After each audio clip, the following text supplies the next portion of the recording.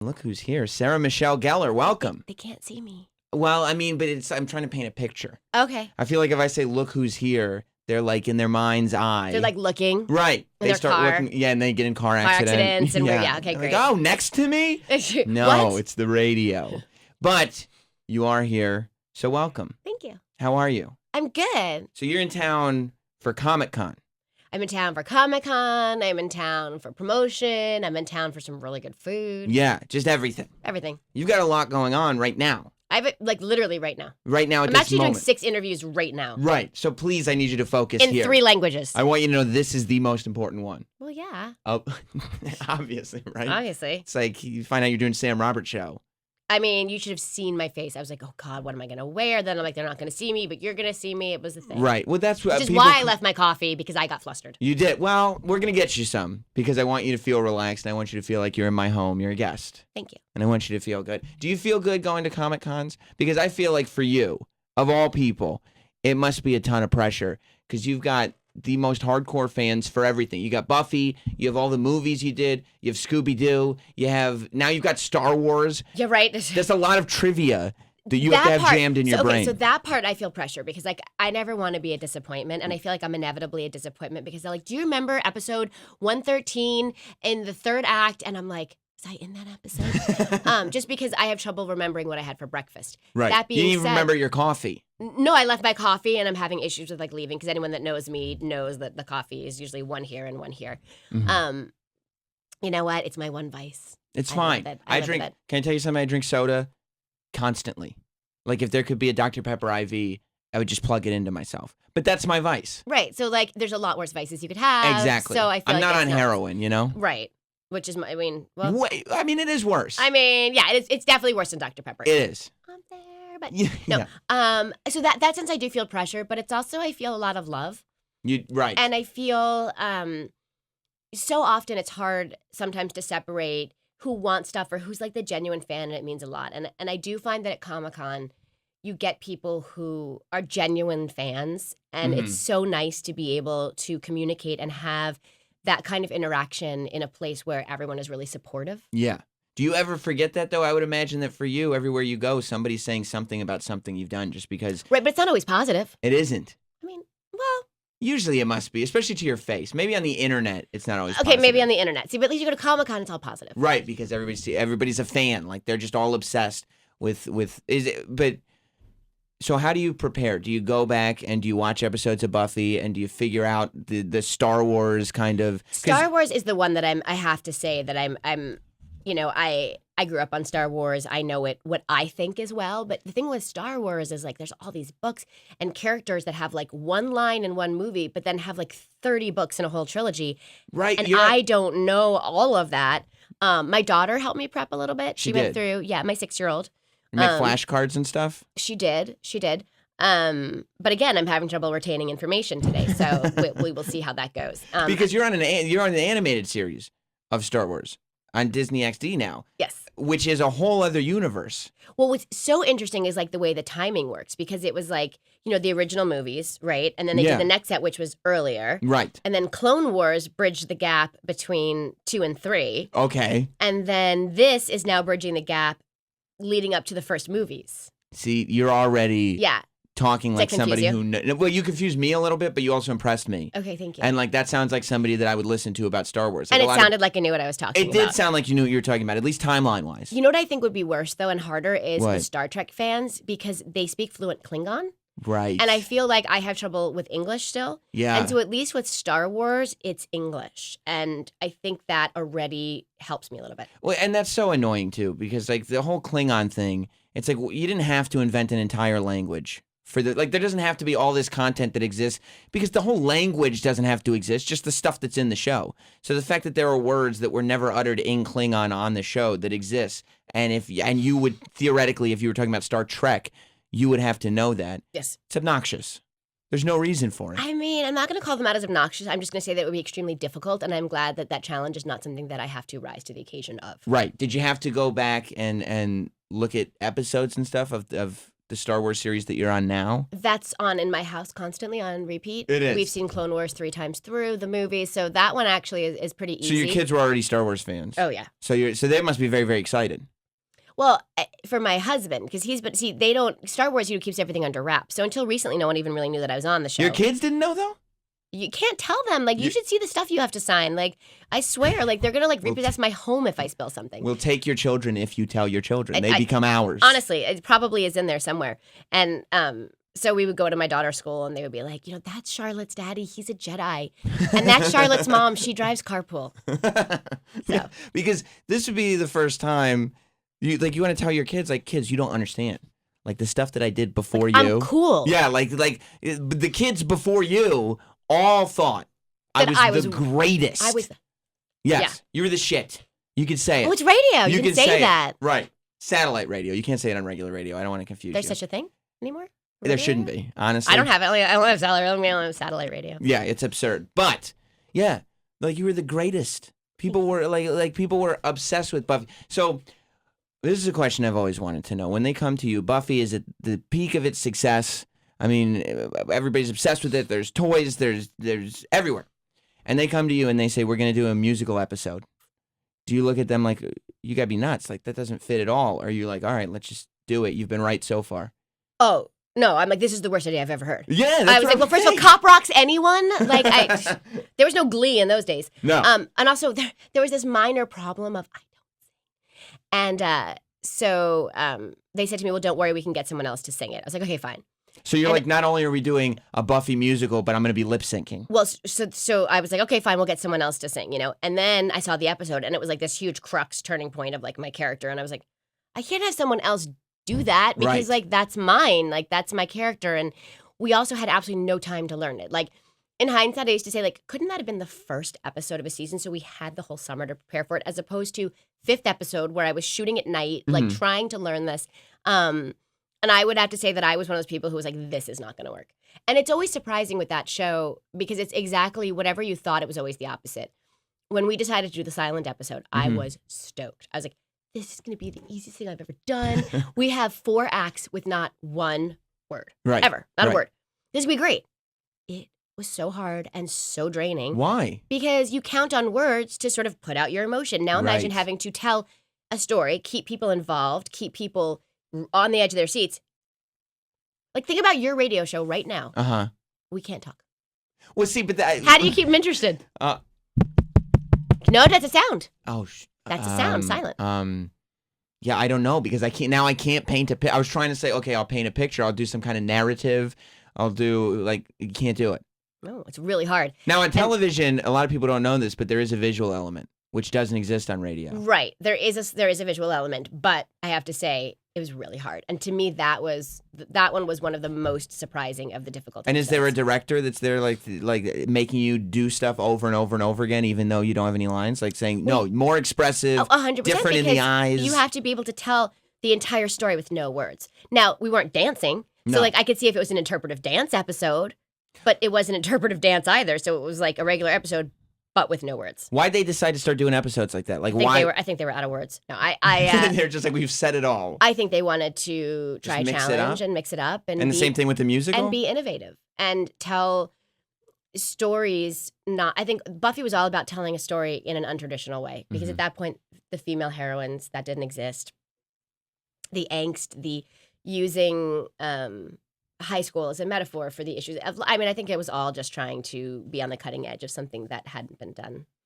That musical episode, I was thinking about it when I was walking here. That was like the very end of people recording things on VHS and just watching it over and over again. Because all my female friends, they had the episode on tape, and it would just be on their televisions every time I went over. How come your male friends didn't? I don't know. Maybe, but you know what? They were closed-minded. That was the problem with them. That's why they didn't have many female friends. I wanted to ask you, speaking of people being obsessed, your husband, Freddie Prinze Jr. That's him. When you're dating him, how long into the relationship do you find out that he's a pro wrestling fan? We were married. But you were married before you found out he was because he's and then so what does he tell you? I'm going to go work for the WWE, and you go what? Or does he just go look? We're married now. There's something I need to tell you. There's something to say you. And I'm know like, how but we you have don't- not. You have 9 other wives. Yeah. We don't hang out on Monday nights for a reason. You're like, Yeah, what? right. He's like, you know 'cause how you Raw's just on. go to girls' nights on Monday nights. No, I think he hid that one for a while. He did. How'd you react when you found out? You know what? I have to be honest. I'm all for expression, Yes. and I'm all for different forms of art. And I came from the world of soap operas, and I have to say that soap operas and wrestling are an extremely similar format. Yes.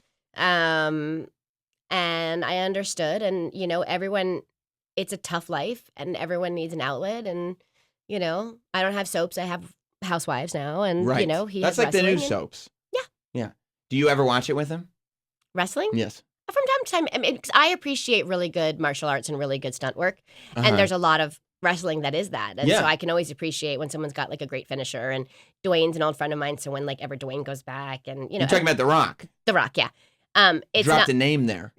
Oh, I'm sorry, Dwayne the Rock. Dwayne, No, I think it's only you drop it if you call him the Rock. Like, Oh. isn't that more like the? I was like, you mean The Rock? I mean the Rock. So it's not my weekly Monday night watching or my Right. Friday night Raw. I mean, but I do watch. But you do watch from time to time. Mhm. When he told you that he was going to go work for them, were you like, this is going to be amazing? This is something you're a fan of and it's going to be fun? Or are you going like, because it was very odd for wrestling fans like myself, if you haven't guessed by now, to find out that Freddie Prinze Jr. he's working for WWE, but he's behind the scenes. He's never on camera. He's No. doing his own thing. It was strange. I'm all for expression, and I'm Yeah. all for different forms of telling a story. And again, that's just one more. It all sort of fits when you think about it. Mm-hmm. Yeah, I mean, it does, but And he loves it, and so that comes across. It wasn't just a writing job for him; it was creating, a world. Plus, yeah, I respected it because most people have this wrestling stigma and they won't do stuff like that even if they're a fan. Like a lot of people in media are closet wrestling fans because they don't. It's becoming more of a thing now, but especially a few years ago, people weren't really saying, "No, I'm going to go work for it," and I love like this. actors that were on soaps, and then when they got off soaps, they didn't talk about it. I was like, why aren't you proud of what you did? All you're saying is you're not proud of your own work. Right. Sorry, I'm very distracted by this like life-size picture of John Hamm over there. Where? Right? You can't see it. It's over there. It's like there's nothing in this room but a life-size picture of John Hamm. It makes me feel better. Just to know that he's there. I understand. Sometimes I like to imagine that John Hamm is here too. And then he's sitting there watching, going, "Good job, Sam. No, you got this. Thanks, John. You got this." At any point when you were going, never. I don't know. Never. At any point when you were going through the 90s and you became like, not only was Buffy the biggest thing on television, but you were in every movie you did was huge. Did you want to just stop everything? Because it seems overwhelming when I think back on it now. It seems like for a person, especially in their 20s, that would be completely overwhelming. It was really overwhelming. I definitely had to cut back at a certain point, but I think that I also lived at a different time. Like the internet was a very different place. Social media didn't exist. And so I think I had a little bit more privacy, but at the same time, I was so in the thick of it that it was just, I have a very strong work ethic and it was work, work, work. So I don't think I also was aware sometimes that the shows were on TV or the movies because it was always, I was at work. So you didn't really get what a cultural phenomenon you were becoming. Not till later, not till I had distance.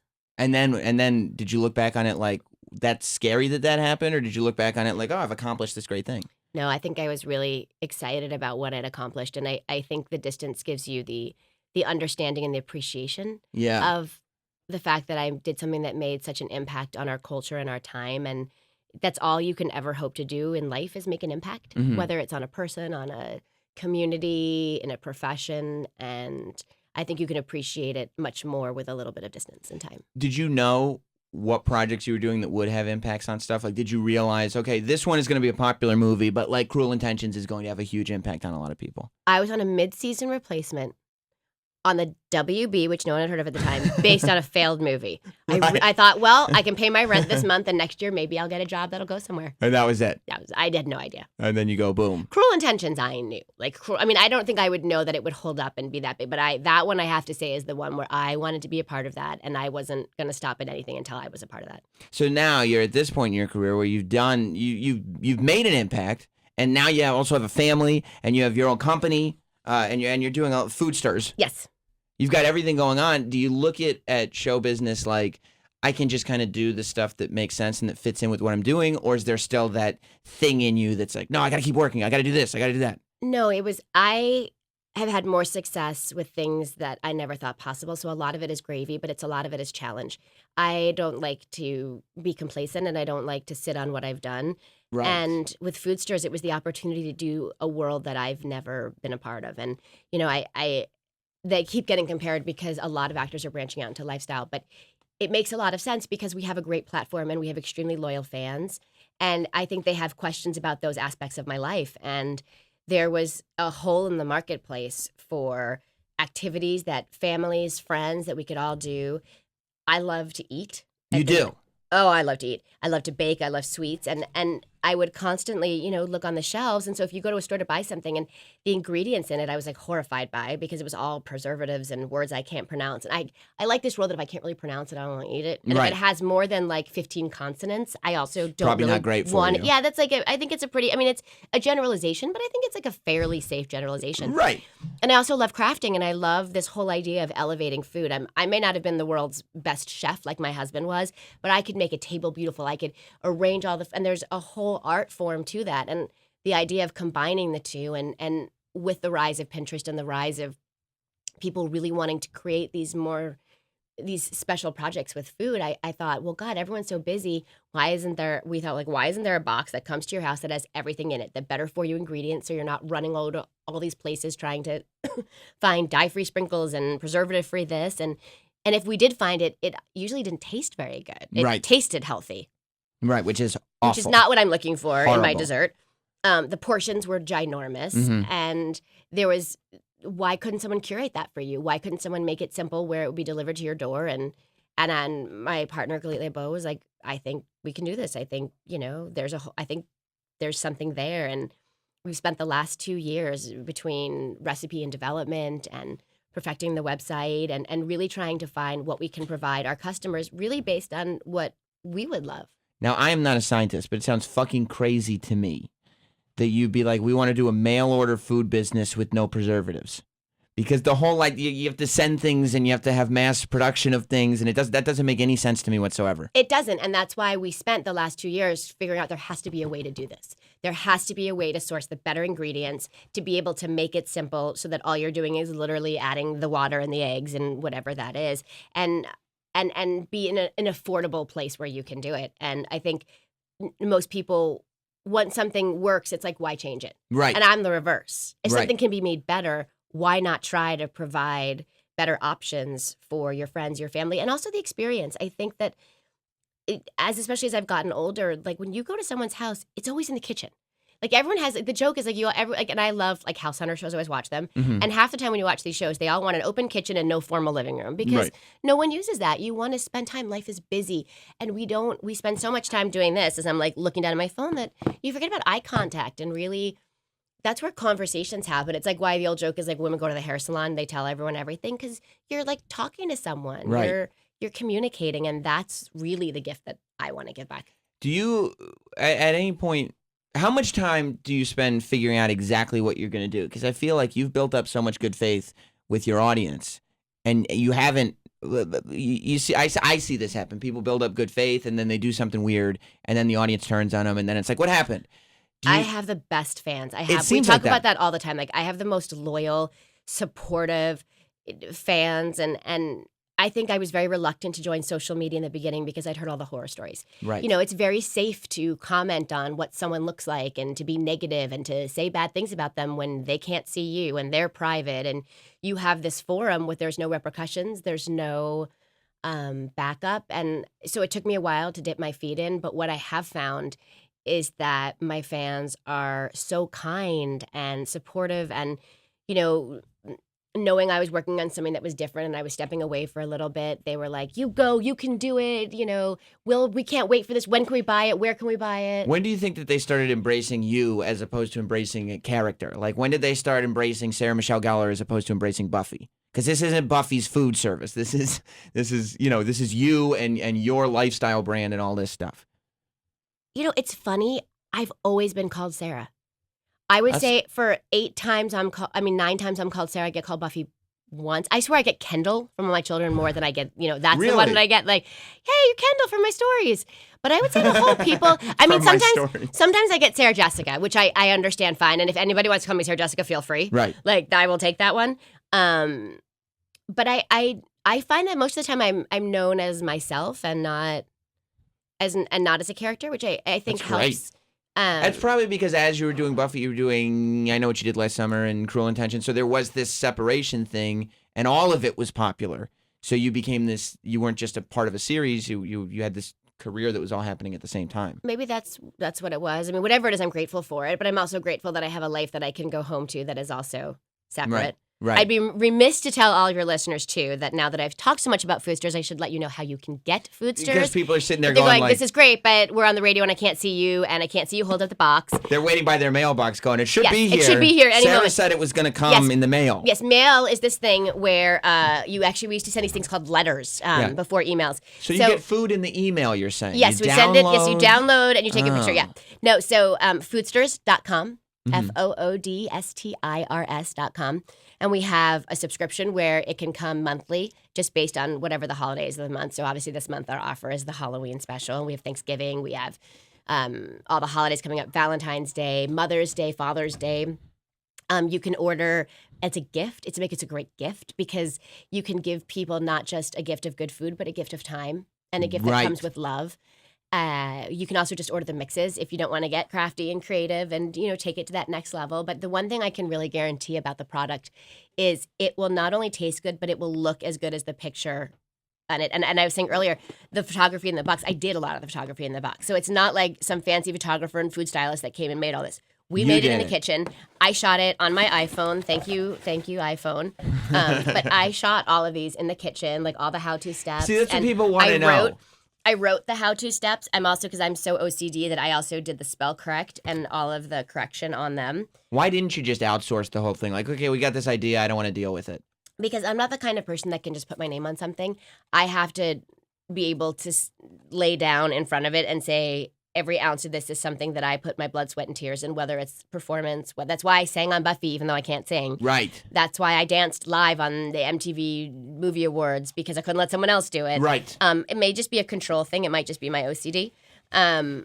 But I believe that if I'm going to ask my fans to try something and to follow me in this, then I have to be able to say that every ounce of it has my partner Galit and I in it, and love. And so it's like a wine of the month club, except Sarah Michelle Gellar's making you dessert.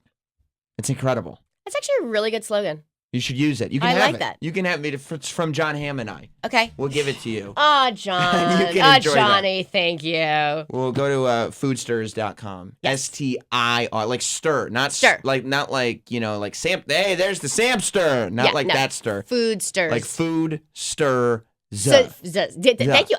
Foodsters.com. You were worried. I got your back, Sarah. You really do. I'm a professional broadcaster, and you should have been told that before you came in.